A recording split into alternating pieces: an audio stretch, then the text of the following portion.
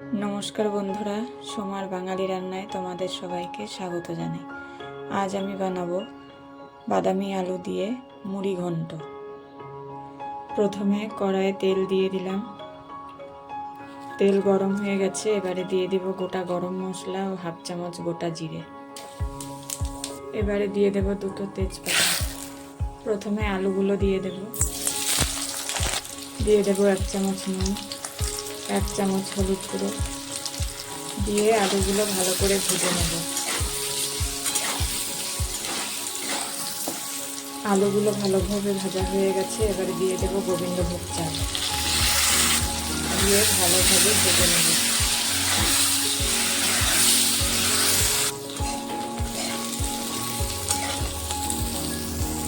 ভালোভাবে ভাজা হয়ে গেছে, এবারে একে একে সব মশলাগুলো দিয়ে দেব। প্রথমে দিয়ে দেব আদা বাটা, 1 চামচ লঙ্কা বাটা, 1 চামচ জিরে গুঁড়ো, ধনে গুঁড়ো 1 চামচ, কাশ্মীরি লঙ্কার গুঁড়ো, 2 চামচ পেঁয়াজ বাটা দিয়ে ভালো করে কষে নেব। দিয়ে দেব সামান্য চিনি, দিয়ে ভালো করে কষিয়ে নেব। একটু জল দিয়ে কষিয়ে নেব।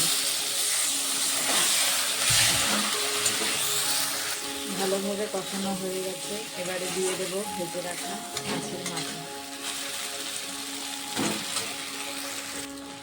ভালোভাবে কষানো হয়ে গেছে, এবারে জল দিয়ে দেব।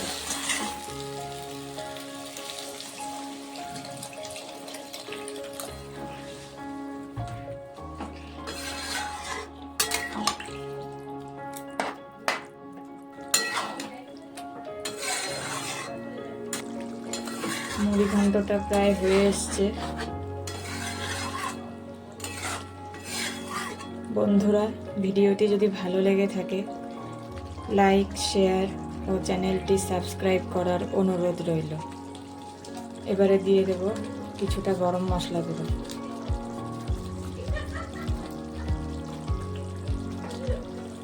এবার নামিয়ে নেব, সব ভালো করে মিশিয়ে নামিয়ে নেব। তৈরি হয়ে গেল বাদামি আলু দিয়ে মুড়ি ঘন্ট।